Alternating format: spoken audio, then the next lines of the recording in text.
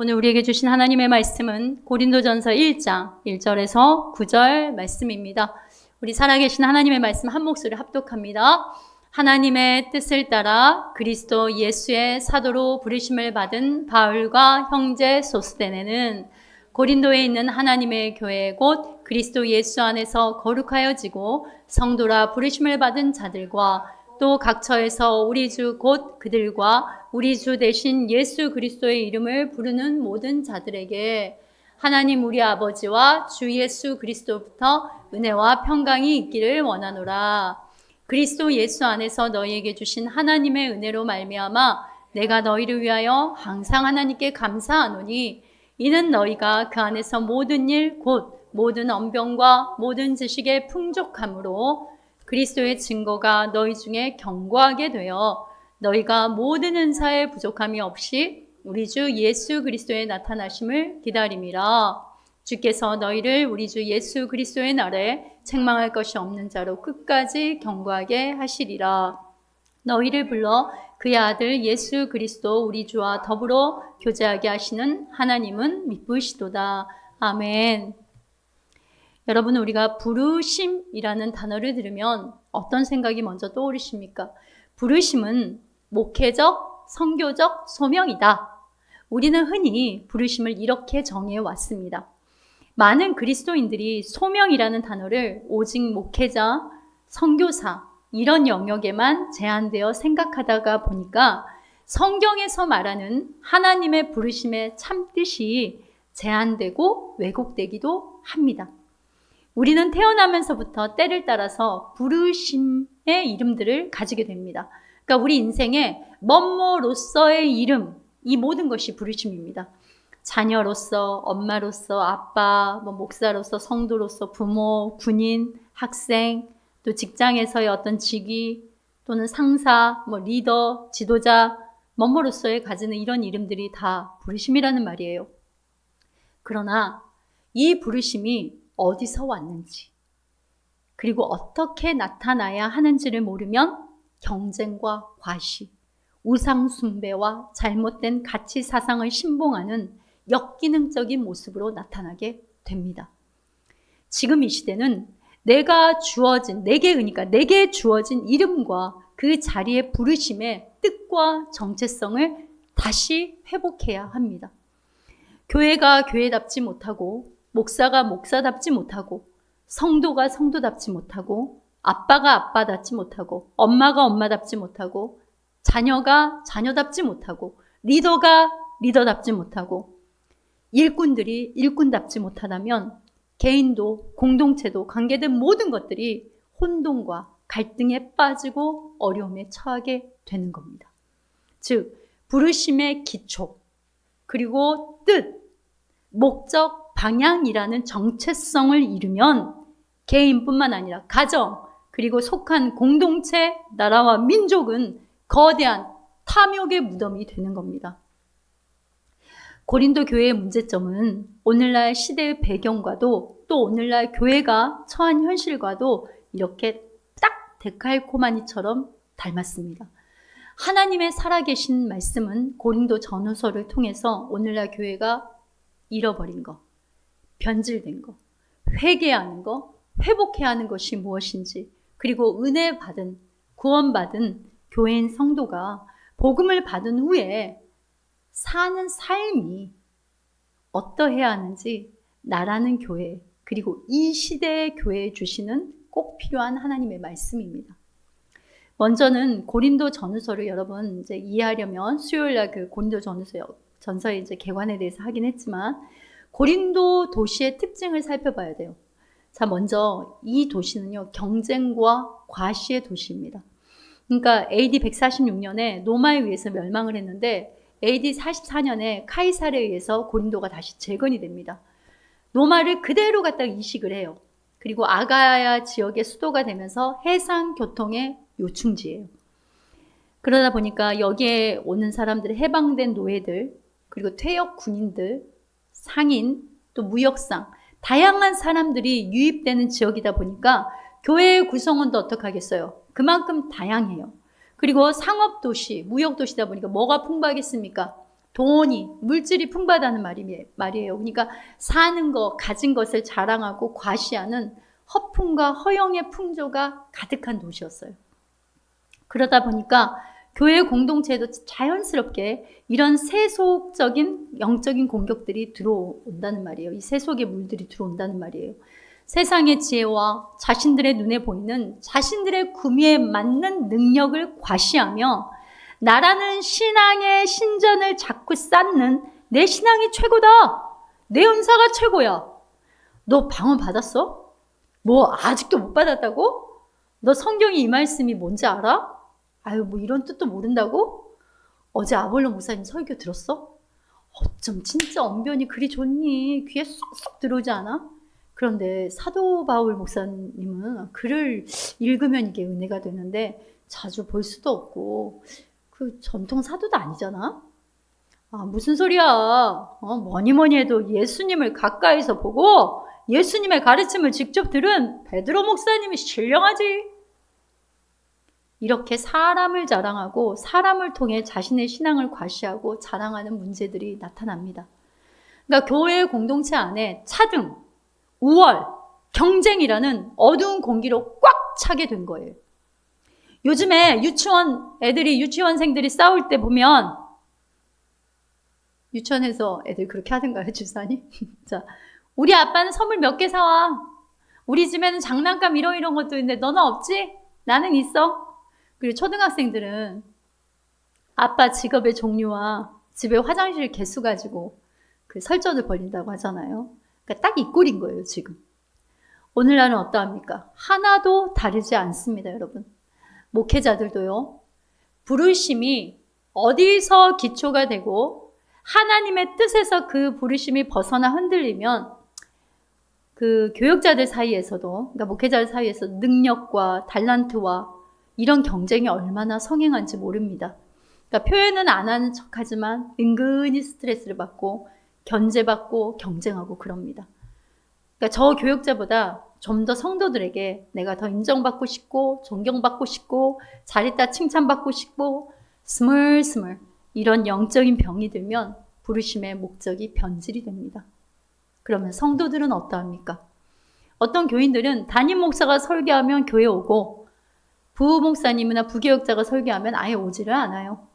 오늘 저녁 예배는 부교역자 중에 누가 설교하냐에 따라서 현장 예배를 오고 안 그러면 적당히 유튜브로 때우고 말 그대로 교인이지 교회가 아닙니다.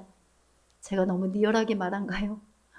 이 목사님의 설교는 은혜스러운데 저 목사님 뭔가 나랑은 스타일이 좀 안 맞는 것 같아. 아우 참 목사님 저 말투가 왜 저래? 그래서 이 목사님과 자꾸 비교가 되네. 이렇게. 그러니까 부패하고 타락한 우리의 본성들은 하나님 말씀마저도 성령 하나님이 내게 주신 한마디, 한 문장의 은혜, 부스러기 은혜라도 간절히 먹고자 하는 헐떡헐떡거리는 그런 마음이 아니라 우열과 경쟁과 과시라는 양념의 소스들을 얼마나 뿌려대는지 몰라요. 핫도그 먹을 때 온갖 소스들 다 뿌리죠. 설탕 뿌리고 머스타드 뿌리고 케찹 뿌리고 많이 해보셨나 봐. 그렇게 뿌려 먹듯이 하나님의 말씀도 그렇게 해서 먹으려고 한단 말이에요. 그러니까 점수 매기듯 설교자들에 따라서 그 설교의 등급을 부여해요. 오늘 이 자리에 살아계신 하나님의 말씀이 아니라 자신의 구미에 맞는 능력을 가진 사람을 통해서 그냥 듣는 그저 좋은 말이 되면 좋다라는 거예요. 이처럼 목회자든 성도든 모두가 하나님 앞에 예배자로서의 부르심의 그 기초와 뜻과 목적과 방향이 예수 그리스도를 통한 은혜와 평강에서 벗어나게 되면 그리스도의 몸된 교회는 하나님의 부르심에서 총체적으로 관역이 빗나가는 길을 가게 되는 거예요, 여러분. 아포스톨로스, 보냄받은 자라는 뜻이에요. 근데 본문에 보면 아포스톨로스 다음에 크리스투 예수가 나와요. 그러니까 이 보냄받은 자의 이 보내심의 출처가 뭐라는 거예요? 크리스투 예수, 그리스도 예수라는 겁니다. 자, 고린도전서 1장 24절 말씀 우리 함께 한 목소리로 합독해 볼까요? 함께 합니다. 오직 부르심을 받은 자들에게는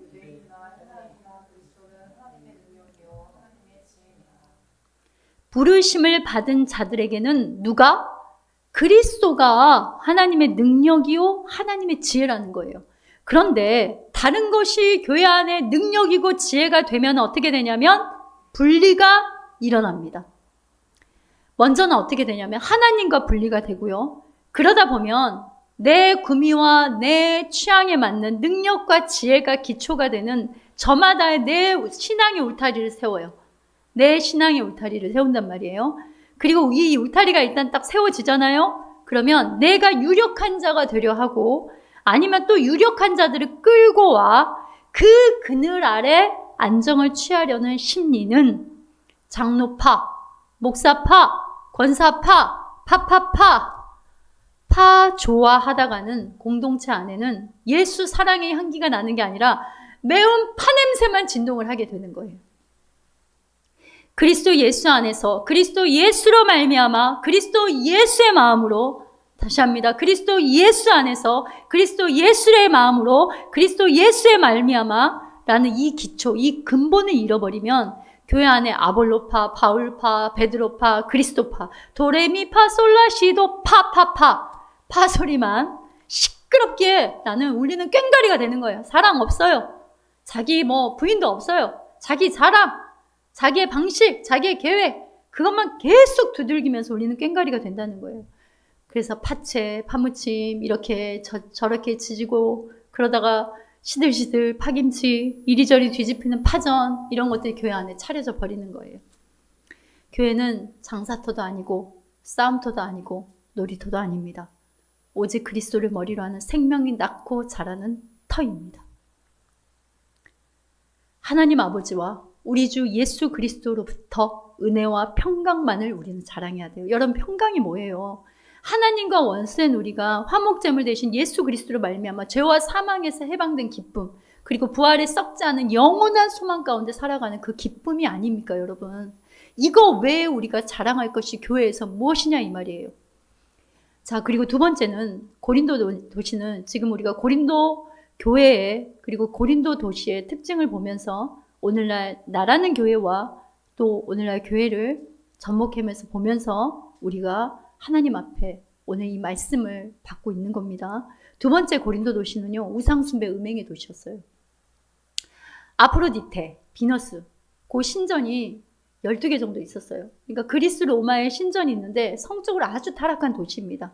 근데 그 아프로디테 그 신전에 1000명의 여사제들이 있었어요. 그래서 거기에 예를 들어서 신전에 이제 제사 드리고 오는 사람들과 음행을 해요. 음행을 통해서 신과의 합의를 추구한다고 하는 거예요. 그러니까 그것을 이제 이렇게 거대한 이제 비너스 신이 이렇게 보고 있는 거예요. 그러니까 음란의 종교 집단인지 이게 무슨 그 이상의 어떤 의미도 없는 거예요. 근데 이 여사제들이 밤이면 어디로 내려온지 압니까, 여러분? 고린도 도시 곳곳으로 내려갑니다. 그러니까 밤에는 뭐가 되는 거예요? 말 그대로 창기촌이 되는 거예요. 그래서 고린도 도시 전체가 거대한 사창가가 되는 겁니다. 그래서 그 당시 이런 관용적 표현이 있었어요. 고린도 사람 그러면 무슨 뜻인지 알아요? 음란한 사람 이런 뜻이었어요. 너 고린도 사람이구나 이러면 너 음란한 사람이구나 바로 이런 뜻이었단 말이에요. 세 번째, 이 도시는요. 그리스 철학, 이원론의 가치에 쩌들어 있었습니다. 이원론이 뭐냐면 여러분 영혼은 이데아로 간다고 생각해요. 그리고 육신은 근데 감옥이라고 생각해요. 그래서 이들은 어떻게 여기냐면 육신을 쓰레기통으로 여겨요. 그래서 육신은 어떻게 살아도 괜찮다라고 하는 거예요. 그러니까 육신이라는 이 감옥에 떠나서 이데아로 올라감만을 추구하면 된다는 거예요. 그런데 이 올라감이 다른 게 아니라 철학과 지식으로 가능하다고 본 거예요. 영육을 이렇게 이분법적으로 분리를 하기 때문에 부활을 믿어요, 안 믿어요? 부활을 인정하지 않습니다.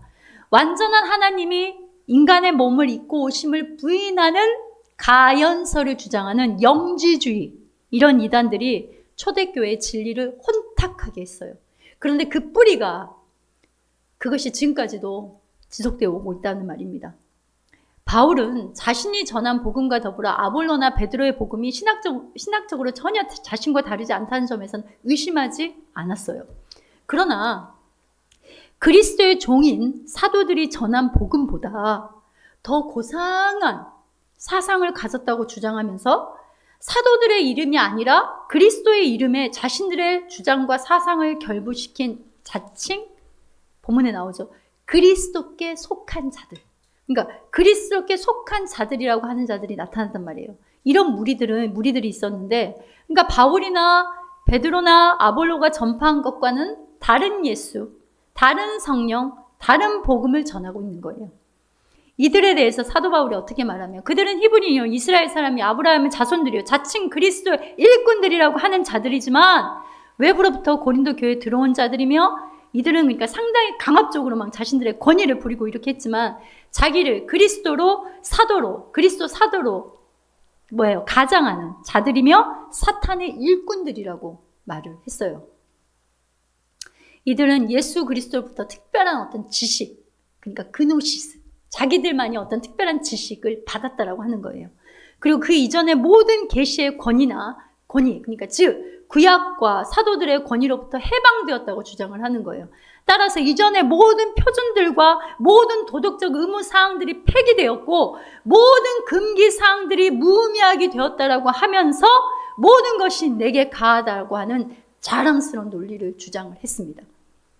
이 거짓 무리들의 영향으로 실제 고린도 교회는 심각한 혼란이 가중되었는데, 고린도전서 읽다 보면 나오잖아요. 막 사도 바울이 막 울분을 토하면서 그 막 애증의 마음으로 막 서신을 써서 막 구구절절 쓰잖아요. 어떤 이는 계모와 함께 사는 거예요. 아버지의 어머니와 함께 살고, 어떤 이들은 새로이 얻은 자유라고 주장하며 창녀들과 어울리면서, 이 사람들은 순결을 요구하는 그 율법의 조항들이 부정한 음식에 관한 율법과 같이 폐지되었다고 주장을 하면서, 또 어떤 이들은 혼인을 신앙생활을 방해하는 것으로 금기시하거나 아니면 자유롭게 반대로 역으로 마음에 안 들어? 그럼 자유롭게 그냥 자기들 그냥 꼴리는 대로 이혼할 수 있다고 주장하기도 합니다. 이런 혼란이 지속되면서 고린도 교회는 신앙적으로든 삶적으로든 관계적으로든 여러 가지 타락과 음란과 온갖 문제들이 발생하게 되는 거예요. 사도 바울이 주님의 몸된 교회를 향한 이 애타는 마음이 얼마나 깊었겠습니까? 오늘날도 교회 안에 음란과 파당, 성도들의 삶이 세속화되는 가장 큰 이유가 무엇인 줄 아십니까? 복음이 아닌 다른 복음이 성행하기 때문에 그러는 거예요. 그러니까 강단이 오염되면, 말씀이 오염되면 성도들의 영혼도 삶도 반드시 오염되게 되어 있습니다. 그러니까 성경이 자신들만의 어떤 별미다, 그리고 지식의 유의, 지금 고린도 교회 안에 이런 것들이 들어왔단 말이에요. 엘리트주의들, 그리고 자랑의 수단이 되고, 내 파가 더 신령해, 내 파가 더 진리야, 이렇게 자랑의 수단이 되고, 신앙의 간증들마저도 사람들에게 은근히 나를 드러내기 위한 자랑. 뭐예요 결국은? 입으로는 예수 주여 주여, 그러니까 잘 기술을 하죠. 그러나 그 가슴에는 그리스도 예수의 마음이 없어요. 그리고 예수의 길을 따르는 삶도 없어요. 그냥 지식적으로, 그노시스. 바로 이런 어지러운 상황에서 사도 바울이 고린도전서 1장 첫 절부터 뭐하냐, 부르심을 소환합니다. 부르심. 자, 고린도전서 1장 1절 보세요. 1절 2절 함께 해볼까요? 함께 합니다.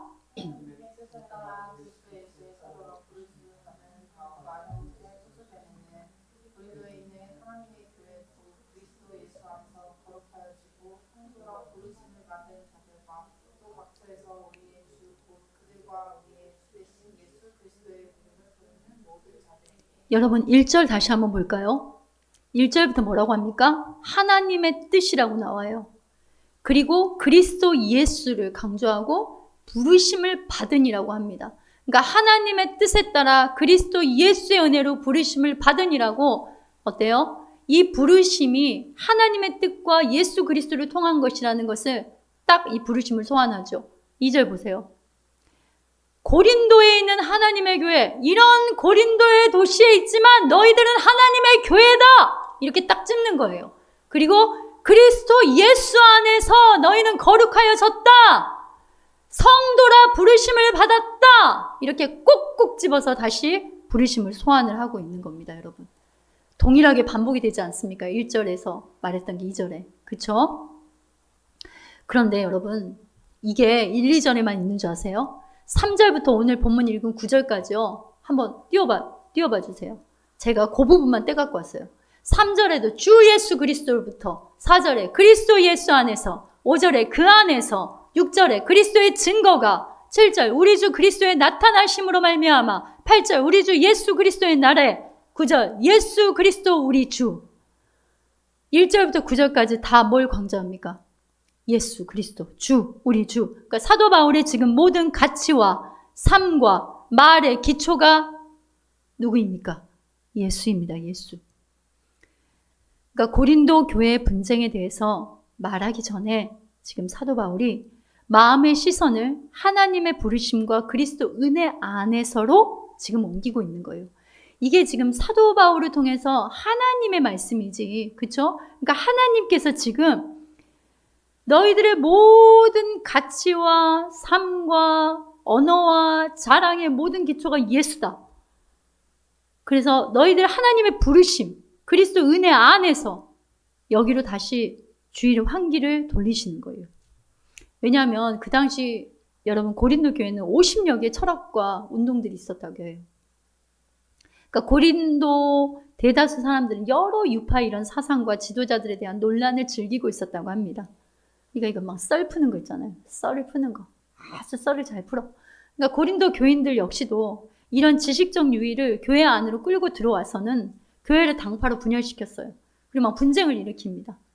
이런 지식적 유의들이 마치 커다란 지혜나 되는 것처럼 세상의 지혜로 영원하고 궁극적인 것을 묻고 추구하는 이 경향이, 그러니까 하나님의 지혜, 하나님의 능력인 예수 그리스도가 아니라 세상의 지혜로 그 영원하고 궁극적인 것을 묻고 추구하는 이런 경향이 교회 안에도 언변과 지식의 자부심과 자랑의 바이러스로 퍼졌다는 겁니다. 사람의 가르침이 진리이고 사람의 신앙의 간증과 체험이 진리로 대체되는 일들이 일어나는 겁니다. 사도 바울은 나는 말과 아름다운 것을 하지 않겠다. 그러니까 미사여구 쓰지 않겠다. 사사로이 전하지 않겠다. 눈에 보이는 표적, 사람의 지혜가 그리스도의 증거가 아니다. 그러니까 너희들이 지금 눈에 보이는 어떤 것들, 그리고 너희들이 귀에 들리는 어떤 그런 사람의 현란한 지혜들, 그게 그리스도의 증거가 아니라는 말이야. 이렇게. 그러니까 오직 예수님의 십자가와 성령의 나타나심이 능력이다라고 계속해서 강조를 하고 있는 거예요.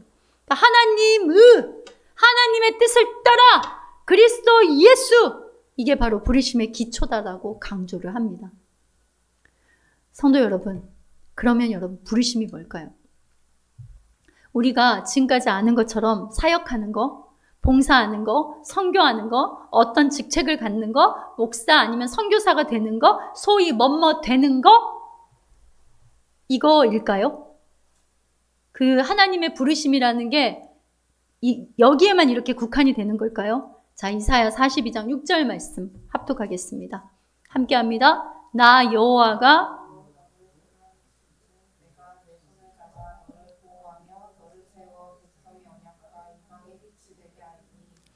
나 여호와가 의로, 의는 뭡니까? 예수 그리스도의 의잖아요. 의로 너를 불렀은즉.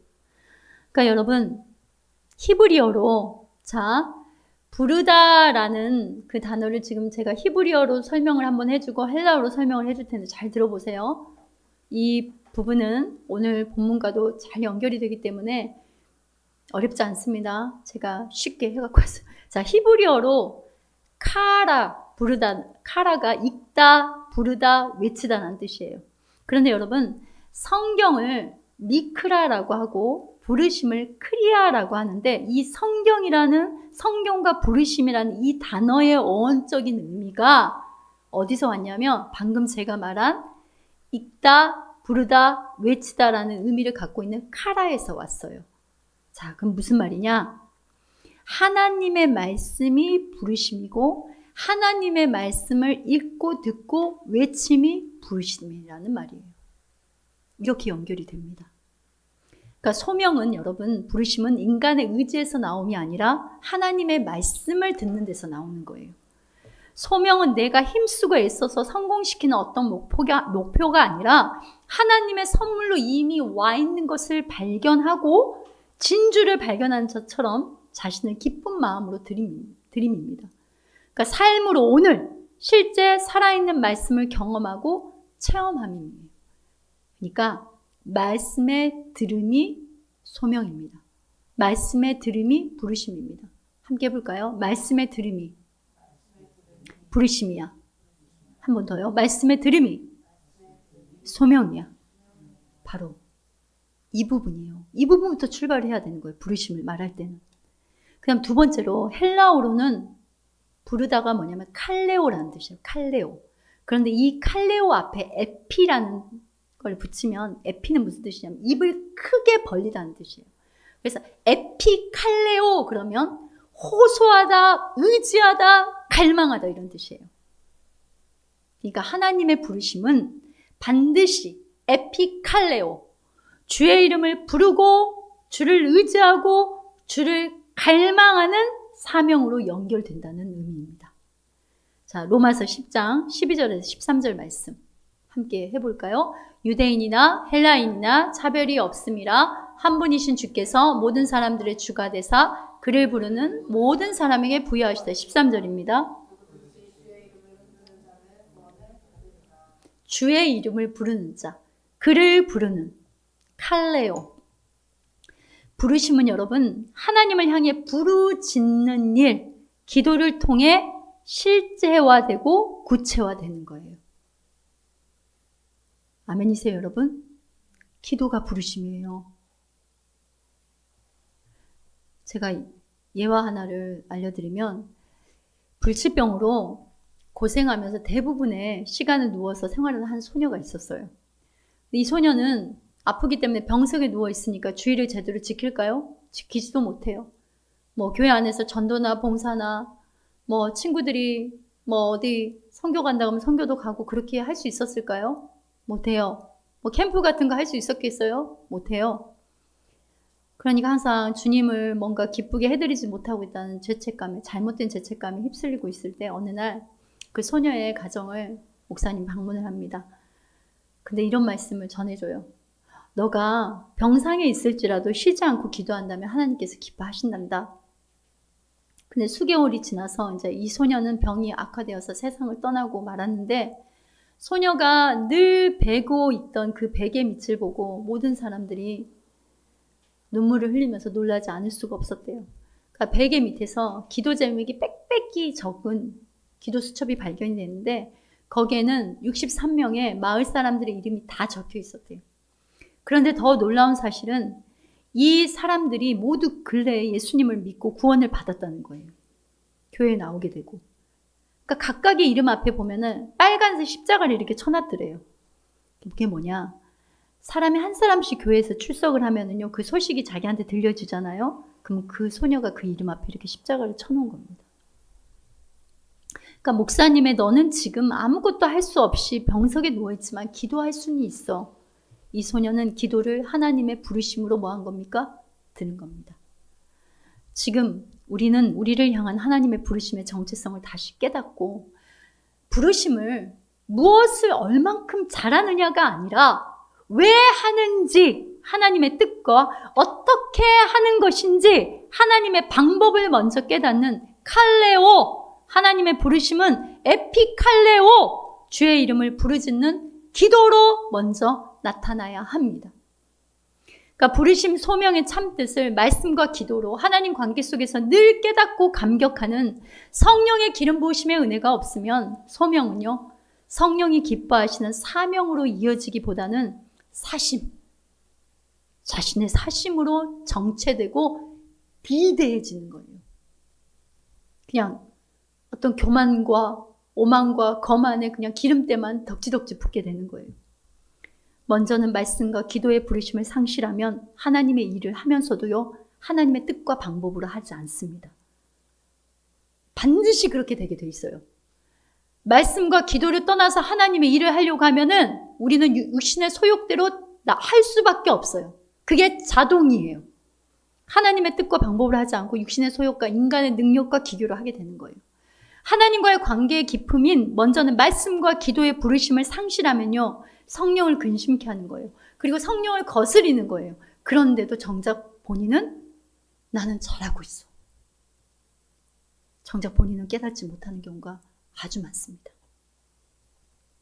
말씀을 읽고 들음의 부르심, 기도의 부르심의 자리를 먼저 회복하고 우리의 부르심을 다시 재확인하고 다시 점검하고 다시 분명히 해야 합니다. 그러니까 고린도전서 1장 26절 보세요. 뭐라고 해요? 형제들아 너희의 부르심을 보라 이렇게 나오잖아요. 너희 부르심을 좀 봐봐봐. 그러니까 너희가 어떻게 부르심 받았냐? 너희가 뭐 지혜로웠니? 능했니? 문벌이 좋았니? 아니다. 이렇게 말하잖아요. 27절 28절 한번 합독해 볼까요? 그러나 하나님께서 세상에 미련한 것들을 택하사 지혜 있는 자들을 부끄럽게 하시려고 세상에 약한 것들을 택하사 강한 것들을 부끄럽게 하려 하시며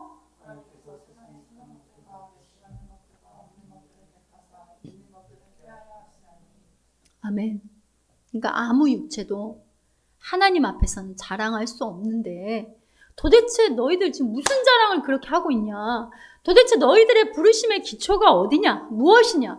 너희는 하나님으로부터 나왔고 그리스도 안에 있고 예수님만이 하나님으로부터 나와서 너희에게 지혜와 의로움과 거룩함과 구원이 되시는데 도대체 무슨 자랑을 하나님 앞에 그리도 하고 있냐? 바로 이 말을 하고 있는 거예요. 자, 예를 들어 이런 거예요, 여러분. 여러분 어려서 아버지 목마 위에 많이 타봤나요? 안 타봤어요? 기억이 안 나죠? 그때쯤 되면, 그쵸? 그러니까 아버지 목마 위에 지금 애가 타고 있어요, 이렇게. 근데 그 아이가 아버지 목 위에서 자신이 스스로 날개가 있어서 하늘을 날고 있다고. 와, 난 남들과 다른 날개를 가지고 있어. 이렇게 자랑하면 어떠겠어요?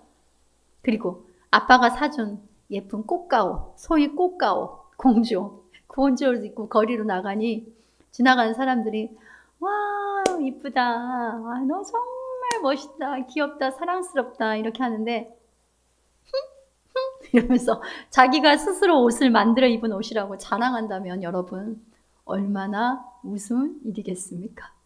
그쵸? 오늘날 많은 그리스도인들이 주님을 찬양하고 사랑한다고 하면서도 어느새 사람 자랑, 자기 자랑, 경험 자랑, 나의 재능과 역량을 자랑하고 또 수를 자랑하고 규모를 자랑하고 사람들로부터 명예 자랑합니다. 그러니까 부르심이 일석이조의 이자놀이가 되어버렸어요.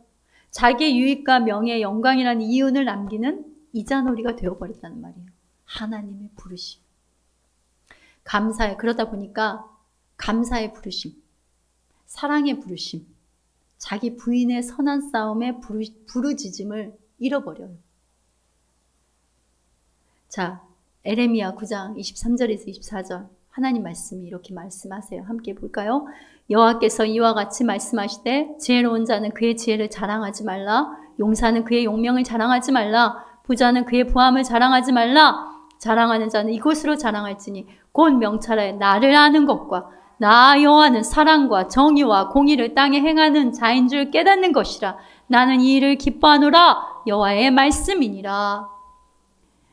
아멘. 말씀으로 모든 만물을 창조하신 하나님, 즉 말씀이 육신이 되어 오신 예수님께서 죄인들을 구원의 길로 불러주셨어요. 그러니까 부르시면 여러분 차등이 없습니다. 자랑도 있을 수 없어요. 비교가 있을 수도 없습니다. 은혜, 오직 은혜, 오직 선물입니다. 자, 옆에 분하고 한번 이렇게 해보세요. 은혜야, 오직 은혜야, 오직 선물이야. 제 말이 아니에요. 에베소서 2장 여러분 잘 아는 말씀. 여러분이 암송을 좀 하고 있어야 되는 구절들. 특별히 에베소서 2장 8절 구절은 절대 잊으시면 안 돼요. 함께 해볼까요? 너희는 그 은혜에 의하여 믿음으로 말미암아 구원을 받았으니 이것은 너에게 난 것이 아니요 하나님의 선물이라. 행위에서 난 것이 아니니 이는 누구든지 자랑하지 못하게 함이라. 부르심이 하나님이 우리에게 주신 선물 같은 삶임을 여러분 있잖아요? 망각하잖아요? 그럼 우리 인생의 모든 자리와 위치가 흔들리게 되는 겁니다. 하나님의 부르심은 여러분 반지와 같습니다. 반지와 같아요. 그러니까 마음에 늘 끼고 보고 그리고 삶에 끼고 행하는 나의 소속이 어디인지 잊지 않게 해줌이며 그리스도의 영광스러운 신부로 단장하는 근거가 됩니다. 부르심. 그래서 저는 하나님의 부르심은 반지와 같다라고 표현을 하고 있는 겁니다. 또한 하나님의 부르심은 우리에게 부여하신 모든 자리와 영역까지 확장되는 넓은 의미예요. 교회 안에서의 일들, 그와 관련된 일들만이 부르심의 소명이라 생각하면 하나님의 부르심을 축소시키는 거예요. 예를 들어서 교회에서 실컷 은혜 받고 은혜 받고 왔는데 갑자기 집에 갔는데 예배도 안 온 남편이 반찬 투정하고 있어. 그러면 남편한테 대놓고 이 마귀 새끼가 은혜 받고 왔더니 사람 열받게 한다. 이렇게 하면 되겠어요? 예배 잘 드리고 영의 양식 먹었으면 참 불쌍하고 알지 못하는 그 남편의 밥도 잘 차려주는 것도 하나님의 부르심이란 말이에요. 그리고 하나님의 부르심은요, 어떠한 형편, 감정, 상황에 구애받지 않고 하나님의 열심과 일하심이 그리고 하나님의 열매가 반드시 나타나게 되어 있어요. 누구의 부르심이기 때문에? 하나님의 부르심이기 때문에. 아까 예화의 그 소녀는 어떤 처지든 기도의 부르심을 감당했습니다. 우리의 영혼을 위해서도, 가정과 교회와 이 나라와 민족을 위해서도 예수님 닮은 감람샘의 기도를 지금은 어느 때보다도 해야 할 때입니다. 부르심이란, 소명이란 그리스도 안에서 발견한 사랑, 은혜, 소망에 걸맞는 실제 예수의 길을 따르는 반응이에요. 반응. 삶에 살아있는 반응. 삶의 모든 순간에 성령 하나님의 기름 부으심을 사모하고 초청하는 삶으로 부르짖음입니다. 그래서 오늘 설교 제목이 부르심에서 부르짖음으로예요. 하나님의 부르심, 칼레오는 마음으로 부르짖음, 삶으로 부르짖음, 에피칼레오로 나타나고 확장되어 가는 겁니다. 그러기에 여러분, 어려움과 고난 속에 하나님의 부르심이 들어있어요. 성도의 고난의 그 자리에 하나님의 오늘의 부르심이 들어있습니다. 자녀의 고난 속에 하나님의 초청과 방향의 부르심이 들어있어요. 약할 때 강한 주님의 부르심이 더 잘 들려지는 겁니다. 오늘의 부르심이 고난 속에 들어있고 자녀의 고난 속에 또 내 인생의 고난 속에 하나님의 초청과 방향의 부르심이 들어있다는 말이에요. 거창한 일들 전에 먼저는 한번 따라해보자. 말씀의 들음과 기도의 부르짖음. 말씀의 들음과 기도의 부르짖음이라는 부르심에 먼저 순종하시길 바랍니다. 여기서부터 모든 것들을 출발하려야 돼요. 어떤 있어 보이는 거, 어떤 유명해지는 거, 좀 있어 보이는 거, 뽀대나는 거, 이런 것들을 하려고 덤벼드는 것이 아니라 말씀의 들음과 기도의 부르짖음이라는 부르심에 먼저 순종하시길 바랍니다. 오늘 내게 들려주신 하나님의 부르심에 기꺼이 감사함으로 나아가는 성도님들이 되시길 살아계신 우리 주 예수님 이름으로 축원합니다.